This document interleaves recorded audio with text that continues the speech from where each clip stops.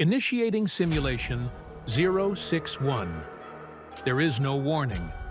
Physics relies on stability. A ball rolls down a hill until it hits the bottom. We assume our universe is at the bottom. But what if it isn't?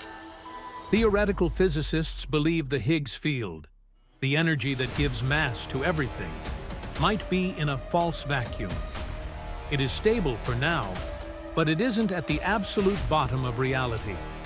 At any moment, anywhere in the cosmos, a random quantum fluctuation could push a single point of space down into the true vacuum. This creates a bubble of absolute nothingness. Inside this bubble, the laws of physics are rewritten. Chemistry fails, atoms dissolve, matter cannot exist. The glitch is its speed. This sphere of erasure expands in all directions at the exact speed of light. It is a wave of cosmic deletion. Because it moves at the speed of light, you can never see it coming.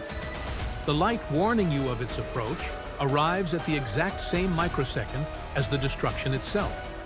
There is no alarm, no fiery apocalypse, no time to panic or hug your family.